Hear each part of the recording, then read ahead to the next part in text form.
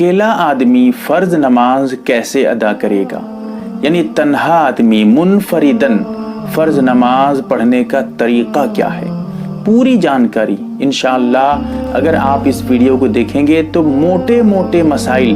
جو بہت اہم اور ضروری ہیں وہ آپ کے حل ہو جائیں گے۔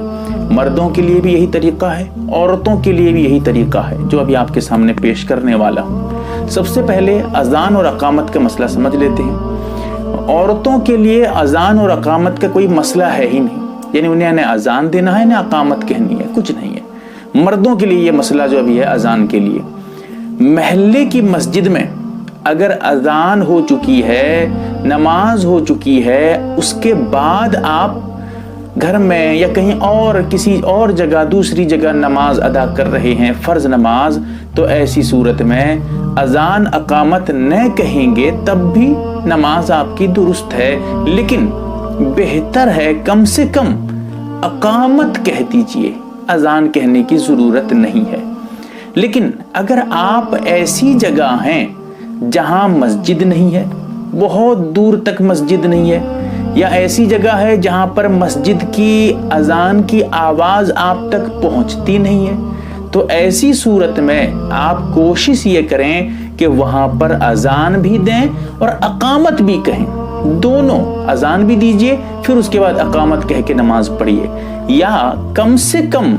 اقامت ضرور کہیے، اقامت مت چھوڑیے، ورنہ پھر نماز میں یہ کراہت ہے، سمجھیے اقامت چھوڑ دینا مکروہ ہے۔ اب ذرا سمجھیے، یہ تو اذان اقامت کی بات تھی، اس میں ایک اور موٹا مسئلہ ذرا دھیان میں رکھ لیجئے۔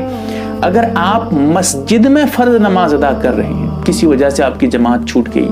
یا کسی مجبوری کی وجہ سے جماعت سے پہلے آپ کو نماز پڑھنا پڑ رہا ہے، یعنی بالفاظ دیگر مسجد میں آپ فرض نماز پڑھ رہے ہیں اور اکیلے پڑھ رہے ہیں، تو ایسی صورت میں اذان بھی نہیں کہیں گے، اقامت بھی نہیں کہیں گے، چپ چاپ فرض نماز پڑھ کے نکل جائیں گے، ٹھیک ہے۔ اذان اقامت کا جو مسئلہ بھی بیان ہو رہا تھا، یہ گھر میں یا مسجد کے علاوہ کسی اور جگہ میں اذان و اقامت کہنے کی بات ہے۔ دوسری بات یہ ہے کہ اگر محلے میں آپ ہیں تو یہ دیکھیے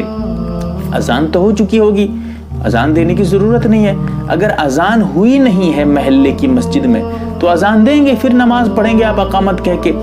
تو ایسی صورت میں اتنا شور مچا کر، اتنے زور سے، اتنا چلا کر اذان مت دیجئے کہ لوگوں کو یہ محسوس ہونے لگے کہ مسجد میں اذان ہو رہی ہے۔ اسی لیے اب جو اذان آپ دیں گے وہ درمیانہ آواز میں، بس ایسا ہو کہ آپ اپنے لیے اذان دے رہے ہیں، کسی اور کو بلانے کے لیے نہیں۔ اسی لیے آہستہ سے اذان دے دیجئے، پھر اس کے بعد آہستہ سے اقامت کہہ دیجئے۔ اب اس میں اذان اقامت میں آپ کو فاصلہ کرنے کی ضرورت نہیں ہے، فوراً وہیں پر اذان دیجئے، فوراً اقامت کہیے اور نماز شروع کر دیجئے۔ فرض نماز اکیلے تو پڑھیں گے، کسی کا انتظار نہیں ہے کہ پھر اذان کے بعد انتظار کرو، لوگ آئیں گے جماعت سے نماز ہوگی، یہاں تو آپ اکیلے پڑھ رہے ہیں۔ تو اب ذرا اذان اور اقامت کا اور بھی بہت سے مسائل ہیں، اس کو چھوڑ رہا ہوں کیونکہ پھر لمبی بات ہو جائے گی۔ اس کے بعد دیکھو، یہ ساری باتیں مردوں کے لیے ہیں، اذان اقامت کی پہلے بھی واضح کر چکا ہوں، عورتوں کے لیے نہیں ہے، عورتیں تو ڈائریکٹ نماز پڑھیں گی۔